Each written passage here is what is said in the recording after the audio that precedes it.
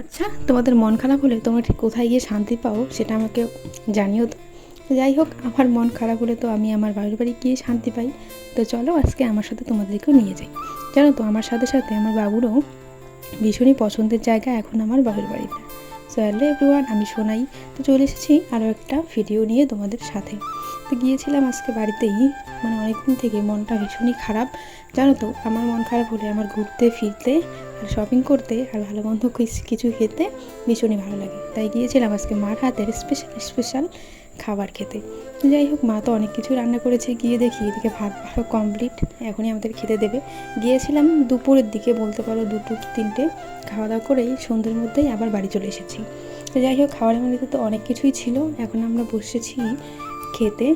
দেখো, আমার জন্য স্পেশাল বলতে আমার মায়ের হাতের চিকেন, তার সাথে এই যে জিনিসটা দেখতে পাচ্ছ, বলো তো এটা কী কমেন্টে।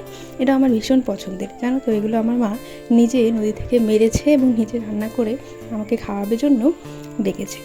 আর বাবু তো এদিকে মাছ নিয়ে মানে ব্যস্ত। আর তোমার দাদা ভাই দেখো কি, মানে শ্বশুরবাড়িতে এসেই একটু মানে রেস্ট নিচ্ছে আর কি। তো যাই হোক, খাওয়া দাওয়া শেষে আমরা তো ভীষণই আড্ডা দিলাম, জমিয়ে গল্প করলাম।